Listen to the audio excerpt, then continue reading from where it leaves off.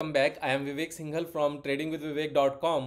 और अभी हम बात करने वाले हैं वर्लपूल ऑफ इंडिया लिमिटेड की, जो कंपनी का पूरा नाम है। वर्लपूल के नाम से काफ़ी इलेक्ट्रॉनिक्स प्रोडक्ट्स आते हैं, हम सबको पता है। होम अप्लायंसेस में भी ये लोग एंटर कर चुके हैं। तो अगर हमें एक बार बिजनेस की तरफ ध्यान दें तो यहाँ पर वेबसाइट ओपन होती है और जो इनके मेन प्रोडक्ट्स हैं उसमें इन्होंने refrigerator, washing machine, air conditioners and microwave ovens, purifiers and others, ये सारे दिखाए हुए हैं। तो अगर हम अदर्स में एक बार चले जाएं तो शायद कुछ न्यू आइटम्स शायद यहाँ पर नज़र आए। बेसिकली मुझे पता है कि इन्होंने होम अप्लायंसेस में काफ़ी चीज़ें निकाली हुई हैं, खासतौर से किचन में। तो यहाँ पर अगर हम देखें तो digital popup toaster stainless steel का भी निकाला हुआ है इन्होंने, केटल्स भी निकाली हुई हैं इन्होंने, मिक्सी ग्राइंडर्स भी निकाले हुए हैं, ब्लेंडर्स निकाले हुए हैं, और बाकी इन्होंने ओवंस निकाले हुए हैं, माइक्रोवेव निकाले हुए हैं। और इससे अलग इन्होंने किचन्स के जो चिमनीज होती हैं वो भी सारा निकाला हुआ है। जो स्टोव सिस्टम होता है पूरा गैस वाला,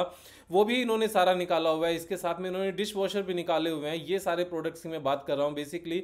तो इन्होंने अभी काफ़ी सारे प्रोडक्ट्स निकाल दिए हैं। तो मुझे एक चीज़ का एक्चुअल में हमेशा से पता है कि ये मेरा मानना है, ऑब्जर्वेशन भी है, कि जितनी भी एमएनसी कंपनीज होती हैं ये बेसिकली इनको ग्रोथ करना आता है। इनके पास अपने प्रोडक्ट, अपने पोर्टफोलियो में जो जहाँ से ओरिजिन होता है इनका, वहाँ पर इतने सारे प्रोडक्ट्स इनके पास होते हैं कि जैसे जैसे इनको ज़रूरत पड़ती है ना, वैसे वैसे ये ऑटोमेटिकली नए प्रोडक्ट्स लॉन्च करते रहते हैं और ग्रोथ के मोमेंटम को बनाए रखते हैं। अब अगर हम देखें तो automatic built in coffee machine भी इन्होंने निकाल दी है, और इनकी कॉस्टिंग बड़ी मीन्स एक अच्छी खासी कॉस्टिंग है और मार्जिन भी अच्छा खासा होता होगा। 1,70,000 की ये कॉफ़ी मशीन है। उससे अलग जो बिग साइज लॉन्ड्री मशीन्स हैं वो भी हैं इनके पास, वार्मर ड्रॉअर्स भी हैं, और बाकी बहुत सारे प्रोडक्ट्स हैं। हमने पता ही है, एयर कंडीशनर इनके पास सारे हैं। जो मेन हमने देखे हुए हैं सारे प्रोडक्ट्स इनके, वो हमने पहले ही देख लिए हैं। रेफ्रिजरेटर्स, इनके बिग साइज रेफ्रिजरेटर्स आते हैं। और इन सब चीज़ों की डिमांड सिर्फ और सिर्फ ऐसा नहीं है कि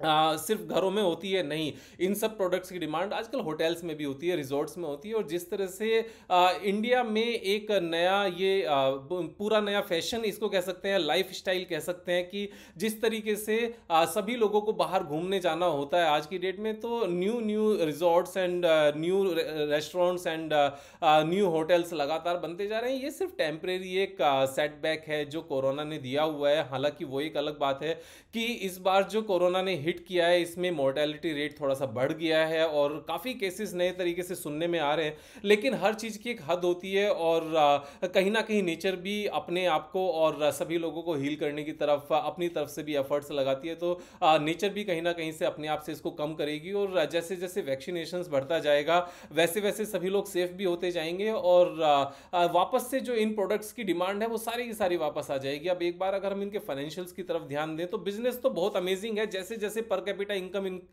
बढ़ती रहेगी लोगों की, सभी की, इंडियंस की, वैसे वैसे इन प्रोडक्ट्स की डिमांड बढ़ती रहेगी। और जहां एक ब्रांड होता है वहां पर प्राइसिंग पावर भी होती है। तो प्राइसिंग पावर अपने आप में एक जैसे जैसे रॉ मटेरियल की कॉस्ट बढ़ती है वैसे वैसे हम कंपनी अपने प्रोडक्ट्स के प्राइसेस को बढ़ा सकती है। तो वो एक फायदा मिलता है। यूएस बेस्ड कंपनी है और इनकी जो रिटर्न ऑन कैपिटल एम्प्लॉयड है वो अमेजिंग है, 28.6%। और 28.6% तो तब है जब करंट में जो बेसिकली जो कोरोना का इंपैक्ट है उसके बावजूद return on capital employed 28.6% maintained है।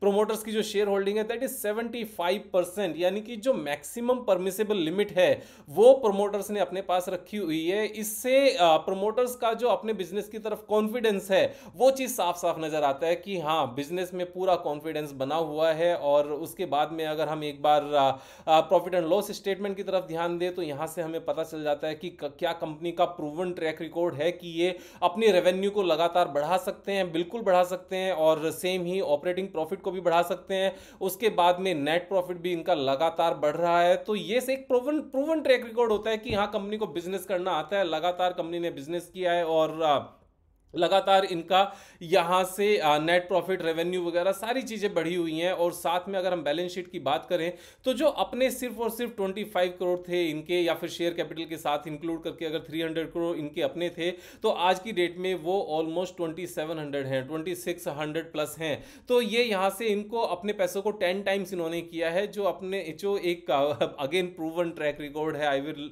Repeat the same thing. अगर फिक्स्ड एसेट्स की बात करें, यानी कि जो कैपेसिटी है वो कैपेसिटी इन्होंने हाल फिलहाल में फिर से बढ़ाई है, जो लगातार बढ़ाते जाते हैं। ये 500 करोड़ से इंक्रीज करके इन्होंने 700 करोड़ कर दिया, तो 40% का यहाँ से कैपेसिटी यूटिलाइजेशन जो आने वाले टाइम में है वो बढ़ेगा, और उनकी फिर सेल्स बढ़ेगी, फिर नेट प्रॉफिट बढ़ेगा।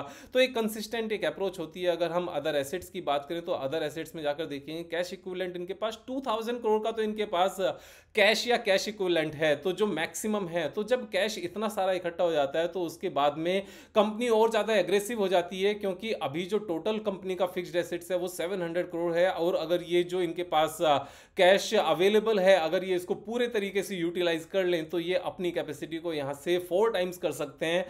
तो ये इमीडिएटली यहाँ से और बहुत ज़्यादा एग्रेसिव हो सकते हैं। और जहाँ तक कैश फ्लो की बात है, तो जितना भी पैसा कमाते हैं वो सारा का सारा इनके पास बुक्स में आता है, कहीं पर भी कोई किसी तरह का बैड डेट नहीं है। और शेयर होल्डिंग पैटर्न की बात करें तो शेयर होल्डिंग पैटर्न बहुत ही कंसिस्टेंट है। यहाँ पर प्रोमोटर्स के पास 75% कंसिस्टेंट है, एंड एफआईआई के पास 3% है, डीआईआई के पास 11% है, पब्लिक के पास 10% थी, 10% ही है। तो यहाँ पर एक ही कंसिस्टेंसी है, तो सारी चीज़ें सुपर्ब हैं। अब जब तक यहाँ पर एक ये यहाँ पर टेक्निकल एनालिसिस की बात है, तो मैं पुरानी ड्राइंग से हटा देता हूँ एक बार, जिससे आप अच्छे से समझ सको फिर से। तो यहाँ पर एक तरीके से हम इसको कप विद हैंडल पैटर्न भी कह सकते हैं, लेकिन नहीं कह सकते हैं, क्योंकि यहां से थोड़ा सा ऊपर गया, फेल हो गया, फिर ऊपर गया, फिर फेल हो गया।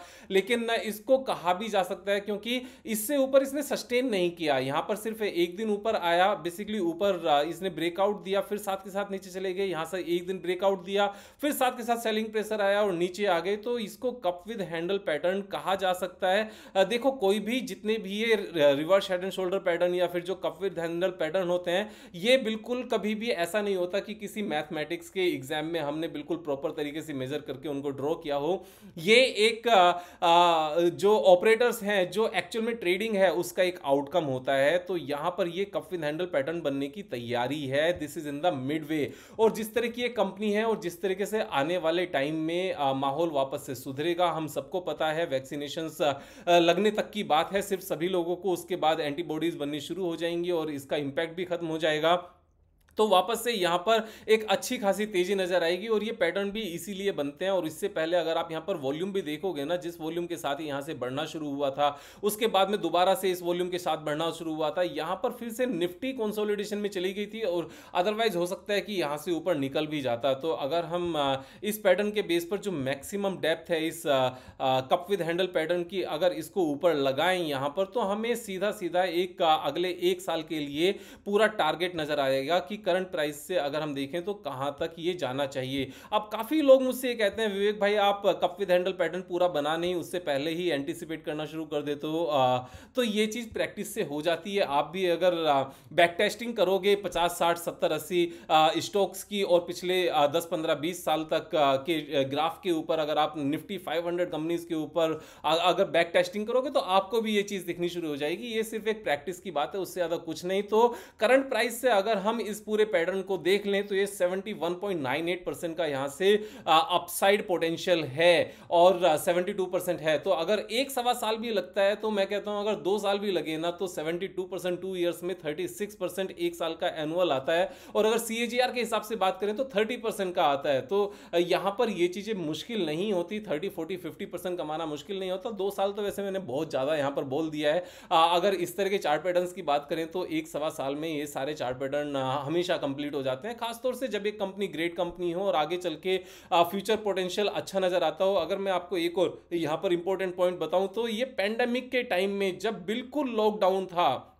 पूरी तरीके से पूरा देश बंद था जून क्वार्टर में, तब भी ये कंपनी नेट प्रॉफिट में थी। यहां से इनकी प्राइसिंग पावर का पता चलता है। ऐसा नहीं है कि ये परेशान होकर कभी भी किसी भी प्राइस पर अपने प्रोडक्ट को बेचने लगेंगे, ऐसा बिल्कुल नहीं है। यहां पर इसी चीज से पता चलता है कि कंपनी में दम है, और कंपनी का कभी भी नेट लॉस तो दिखने का कोई काम ही नहीं है। और यही चीजें हमें बेसिकली चीजों को समझने में आसान बनाती है, यही चीजें कॉन्फिडेंस देती हैं। तो मेरा जो मकसद है यहां पर, वो इस तरह की एनालिसिस करके आपको सिखाना है कि हमें किस तरीके से पहले बिजनेस एनालिसिस करनी चाहिए, फिर फंडामेंटल एनालिसिस करनी चाहिए, फिर टेक्निकल एनालिसिस करनी चाहिए और उसके बाद में अपने ड्यू डिलिजेंस के हिसाब से यहां पर बाइंग या सेलिंग करनी चाहिए। तो मेरे कहने से आप भी यहां पर डिसीजन नहीं लेना, अपनी समझदारी से डिसीजन लेना। और अगर सब्सक्राइब नहीं किया तो सब्सक्राइब कर लेना, बिकॉज एवरी डे हम 5 बजे एक नई वीडियो के साथ आते हैं जिससे हम अपने ट्रेडिंग एंड इन्वेस्टमेंट स्किल्स को शार्प कर सकें। लाइक भी कर लेना, दोस्तों के साथ शेयर करना। Thank you so much, have a nice day.